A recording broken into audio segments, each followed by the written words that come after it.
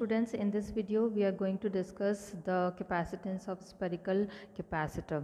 सबसे पहले हम इसका कंस्ट्रक्शन देखते हैं। इसके अंदर एक मेटालिक स्पीयर होता है जिसको हमने ए से इंडिकेट किया है और इसके बाहर जो है एक अनचार्ज स्पीयर रख दिया जाता है। दोनों स्पीयर्स कॉन्सेंट्रिक होते हैं और इसको चार्ज करने के लिए हम जो ए स्पीयर है उसको एक रॉड से कनेक्ट कर देते हैं और इसको प्लस क्यू चार्ज जो है वो प्रोवाइड किया जाता है। इसकी वजह से इंडक्शन की वजह से जो बाहर वाला स्पीयर बी है इसके इनर सरफेस के ऊपर माइनस चार्ज प्रोड्यूस हो जाएगा और आउटर सरफेस पे जो है वो प्लस चार्ज प्रोड्यूस हो जाएगा। क्योंकि ये जो प्लस चार्ज है वो स्पीयर ए के पोटेंशियल को बढ़ा देगा तो उसकी हमारी रिक्वायरमेंट नहीं है, तो हम इसके आउटर सरफेस को ग्राउंड कर देते हैं जिससे ये सारा जो पॉजिटिव चार्ज है वो अर्थ को पास ऑन हो जाता है। और ये दोनों जो हमारे स्पीयर्स हैं वो एक दूसरे से आइसोलेटेड रहते हैं। इसमें हमें जो क्योंकि ये कंडक्टर है तो जो सारा चार्ज है वो सरफेस पे एक्यूमुलेटेड रहता है और जो अंदर वाला स्पीयर है इसकी रेडियस को हमने R1 लिया है और जो बाहर वाला स्पीयर है उसकी रेडियस को हम R2 ले रहे हैं and R2 is greater than R1। तो अभी हमें एक चीज़ समझनी है कि जो उसका पोटेंशियल डिफरेंस है स्पीयर ए का वो कितना होगा, क्योंकि पोटेंशियल जो ए स्पीयर है उसका खुद का अपना ओन चार्ज भी है तो उससे उसका पोटेंशियल जो है वो ओन चार्ज की वजह से जो उसका पोटेंशियल है उसको हम V1 से इंडिकेट कर रहे हैं। तो V का जो फॉर्मूला होता है वो KQ/R1 होता है और K की वैल्यू जो होती है वो 1/4πε0 होती है। तो अगर हम इसकी वैल्यू रखेंगे तो 1/4πε0 Q/R1 this is the potential of sphere A because of its own charge.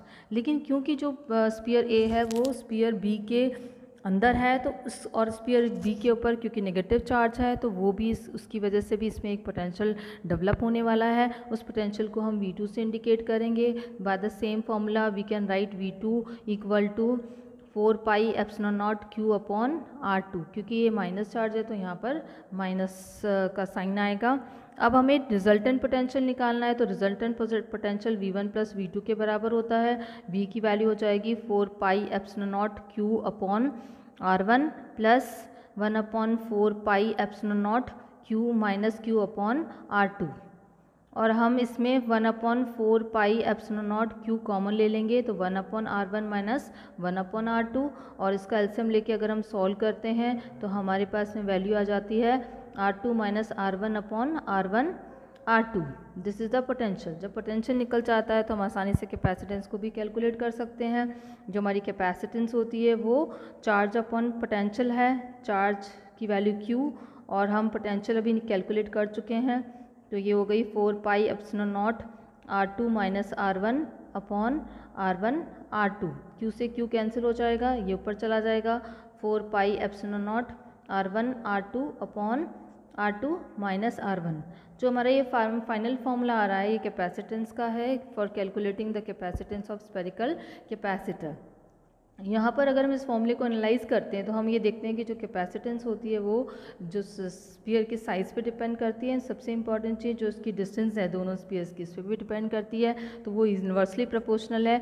तो अगर आपको कैपेसिटेंस बढ़ानी है यानी कि दोनों स्पीयर्स के बीच की जो डिस्टेंस को हम कम कर सकते हैं। कई बार हमें एक डिज़ायर्ड वैल्यू चाहिए होती है कैपेसिटेंस की, तो जिस तरीके से हमने 10th क्लास में रेसिस्टेंस को कनेक्ट किया था वैसे हम कई बार जो है कैपेसिटर्स को भी सीरीज़ और पैरेलल कॉम्बिनेशंस में कनेक्ट करते हैं। तो हमारा जो नेक्स्ट टॉपिक है वो है कॉम्बिनेशन ऑफ कैपेसिटर्स। तो नेक्स्ट टॉपिक में हम पढ़ने वाले हैं कि अगर हमने कैपेसिटर्स को सीरीज़ में कनेक्ट किया है या पैरेलल में कनेक्ट किया है तो जो उसकी टोटल कैपेसिटेंस या रिजल्टेंट कैपेसिटेंस होगी वो कितनी आएगी। So now we are discussing the combination of capacitors। तो फर्स्ट हमारा कॉम्बिनेशन जो होता है वो सीरीज़ का है। अब सीरीज़ कॉम्बिनेशन के अंदर हमने अपनी कन्वीनियंस के लिए 3 जो है कैपेसिटर्स का सिलेक्शन किया है और 3 कैपेसिटर्स को हम सीरीज़ में कनेक्ट कर रहे हैं। तो इसके लिए हम क्या करते हैं 3 हमने पैरेलल प्लेट कैपेसिटर्स लिए हैं और इसमें हम देखेंगे कि जो फर्स्ट वाला कैपेसिटर है उसकी जो सेकंड प्लेट है उसको हमने सेकंड कैपेसिटर के फर्स्ट प्लेट से कनेक्ट कर लिया और सेकंड कैपेसिटर की जो सेकंड प्लेट है उसको थर्ड कैपेसिटर की फर्स्ट प्लेट से कनेक्ट कर लिया और जो ये लास्ट थर्ड कैपेसिटर की जो लास्ट प्लेट होती है उसको ग्राउंड कर दिया जाता है। और यहाँ से हम लोग क्या करते हैं कि जो फर्स्ट प्लेट है यहाँ पर हम प्लस क्यू चार्ज जो है वो प्रोवाइड करते हैं, जिससे सारी इंडक्शन की वजह से जितने भी कैपेसिटर्स हैं उस पर इक्वल चार्ज डेवलप हो जाता है। अब आपको ये चीज़ समझनी है कि क्योंकि हम लोग यहाँ से चार्ज भेज रहे हैं तो इसका मतलब जो है इक्वल अमाउंट ऑफ चार्ज जो है वो तीनों कैपेसिटर से फ्लो होने वाला है। लेकिन इनके पोटेंशियल डिफरेंस की अगर बात करें तो इसमें तीनों में अलग अलग पोटेंशियल डिफरेंस होगा, V1, V2 एंड V3। तो हमने ये कहा कि जो टोटल पोटेंशियल है, टोटल पोटेंशियल V जो है वो किसके बराबर होगा, V1 plus V2 plus V3 के बराबर होगा। और हम जानते हैं कि by the definition of charge, जो चार्ज होता है वो Q किसके बराबर होता है, C1V1 is equal to C2V2 equal to C3V3। उससे हम V1 की वैल्यू निकाल सकते हैं Q अपॉन C1, V2 की वैल्यू आ जाएगी Q अपॉन C2 और V3 की वैल्यू आ जाएगी Q अपॉन C3। अब ये वैल्यू जो है हम इक्वेशन 1 में सब्स्टिट्यूट करने वाले हैं और यहाँ पर जो V इज इक्वल टू आ जाएगा आपका Q upon C1 plus Q upon C2 plus Q upon C3, क्योंकि जो है सीरीज़ कॉम्बिनेशन में जो टोटल चार्ज फ्लो हो रहा है तीनों कैपेसिटर्स में वो सेम रहता है। इसी तरीके से यहाँ पर भी हम V को जो है वो रिप्लेस कर सकते हैं अगर हम ये मानते हैं कि सीरीज़ कॉम्बिनेशन के लिए जो इक्विवेलेंट कैपेसिटेंस है वो CS है, तो हम इसको लिख सकते हैं Q upon CS is equal to Q upon C1 plus Q upon C2 plus Q upon C3। अब हमने Q कॉमन ले लिया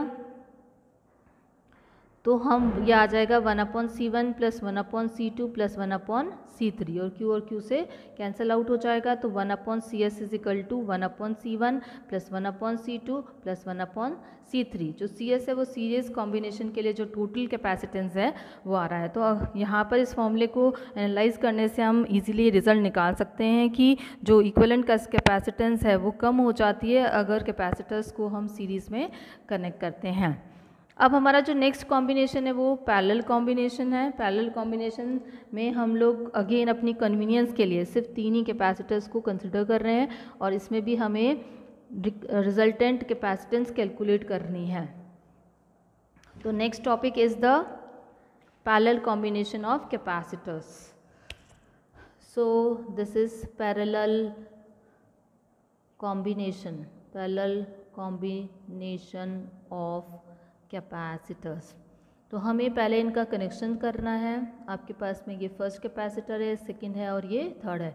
इनकी जो फर्स्ट प्लेट होती है उन तीनों को एक पॉइंट पे कनेक्ट कर दिया जाता है, जो सेकंड प्लेट होती है उसको तीनों को एक पॉइंट पे कनेक्ट कर दिया जाता है और जो ये वाला एंड होता है इसको हम वापस क्या करते हैं, ग्राउंड कर देते हैं। यहाँ से हम एक्स पॉइंट, ये एक्स और वाई से इंडिकेट कर दिया है और ये जो है आपका यहाँ पे जो है हम Q चार्ज प्रोवाइड करते हैं, प्लस Q चार्ज प्रोवाइड करते हैं, जिसकी वजह से यहाँ पे पॉजिटिव चार्ज और यहाँ पे नेगेटिव चार्ज डेवलप हो जाएगा।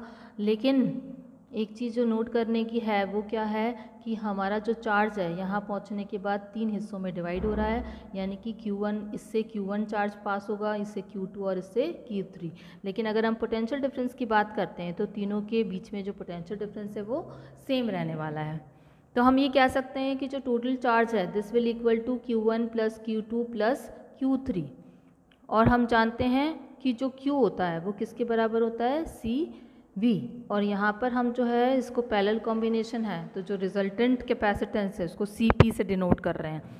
तो सिमिलरली जो Q1 है वो किसके बराबर हो जाएगा, C1V के। Q2 जो है वो बराबर होगा C2V के और Q3 जो बराबर होगा वो C3V के, क्योंकि हमारे फिगर से हमें पता चल रहा है कि पोटेंशियल जो है वो सेम रह रहा है लेकिन चार्ज जो है वो तीनों में अलग अलग डिस्ट्रीब्यूट हो गया है। तो हम इसको इन सब वैल्यूज़ को इक्वेशन 1 में सब्स्टिट्यूट करेंगे तो हमारे पास आ जाएगा CPV C1V plus C2V plus C3V। इसमें आपने V कॉमन ले लिया, अगर आप V कॉमन ले रहे हैं तो C1 plus C2 plus C3 हो जाएगा, V से V कैंसिल हो जाएगा, then CP equal to C1 plus C2 plus C3।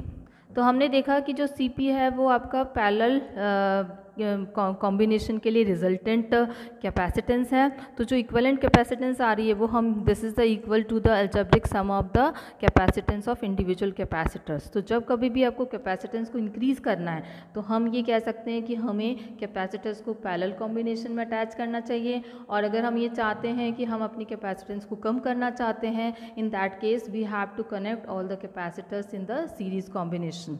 तो हमारे पास में अब जब नेक्स्ट क्वेश्चन जो हमारा नेक्स्ट वीडियो आएगा उसके अंदर जो हम टॉपिक डिस्कस करने वाले हैं वो है energy stored in a capacitor. क्योंकि जब हम चार्ज करते हैं किसी कैपेसिटर को तो जो एनर्जी है उसके अंदर जितनी जो अमाउंट ऑफ एनर्जी स्टोर होती है तो वो कितनी होती है, ये सब हम अपने नेक्स्ट वीडियो में डिस्कस करेंगे।